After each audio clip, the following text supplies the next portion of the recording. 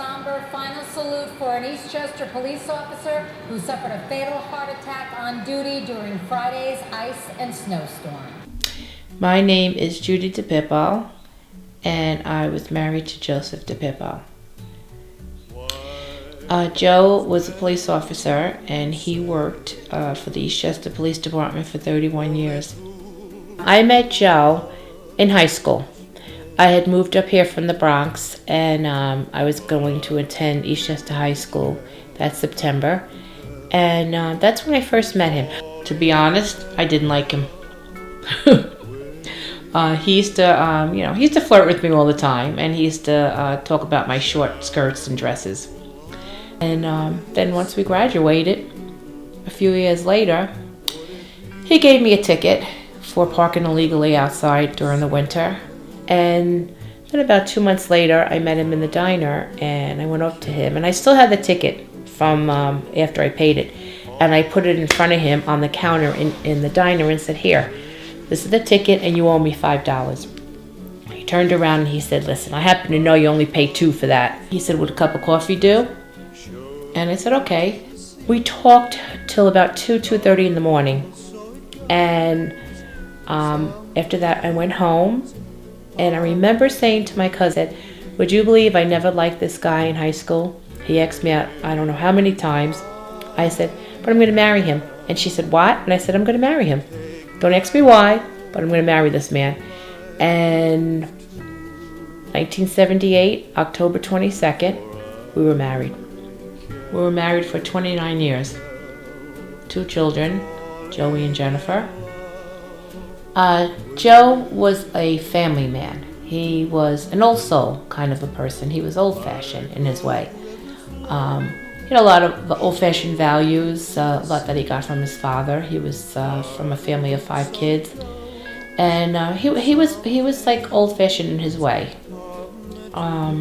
Kind, very compassionate, very loving and giving. Work was his life. I mean, supporting his family was very important to him. He always felt like he had to keep working as many hours as he could to make sure that he gave his family a good life. He was working 2 jobs before we got married, and then he took on a 3rd job. He was a police officer, and then he worked for an oil company, for a friend of his, Marciano Oil Company. He did that full time and worked around his police hours. And he also was a bailiff in court, and he did that twice a month. And as far as doing anything that was very difficult was a time when one of his police officers, his friend, was killed on the job. Happened to be a neighbor of Joe's that lived next door to his mother now, who was in a bit of trouble, and the cops were coming to arrest him from the city, and he didn't want to be taken. And what he did, he actually called up the police department, and he wanted to know if Joe was working and what shift he was on. So they told him that Joe was going to be on the 4 to 12.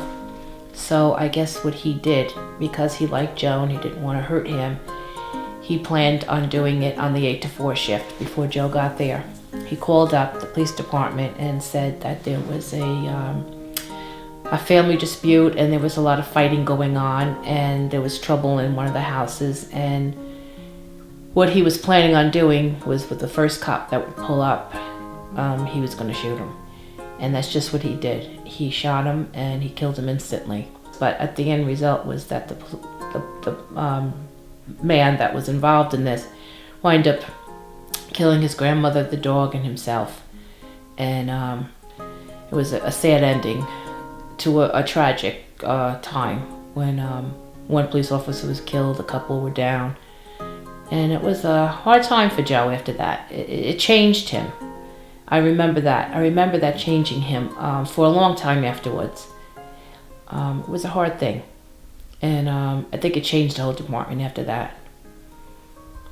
So after 31 years, he finally made a decision that he was going to retire. And he was on long enough, and it was time for us to start planning our life together and travel and do some stuff. But unfortunately, after he put in his retirement papers, He unfortunately passed away while he was working. He had a massive heart attack, and well, he never got to retire, but he died what he loved doing most, you know, in his police car with his friends surrounded with him, and that was the end of his career. And the night before was the last time that I saw him alive. What really surprised me, I always knew that Joe was loved in the town by so many people because he was born and raised there. And I knew that he knew, well, he practically knew everybody. But I was very surprised that when the time came and we had to have the funeral and, you know, the showing and the wake and everything, I was blown away, and I couldn't believe the turnout. I mean, we had people around the corner trying to come in. It was a snowy, wintry day, raining, snowing, icy, and still it didn't stop people from coming. They were absolutely around. They were around the corner. They had to keep pushing people in and to get out so that everybody can come. I don't think I've seen so many people in my life, from fire departments to all police departments and people from the whole town and other towns. And the day of the funeral, when after the wake, that day, I remember when we came out and got in the car so we can go to the cemetery. They had the fire trucks out there with the flags in the town, and everybody from homes to businesses to stores to everybody was out of their buildings in the streets, saluting him or their hands to their heart as we drove through. And it was amazing to see how one person could be so loved.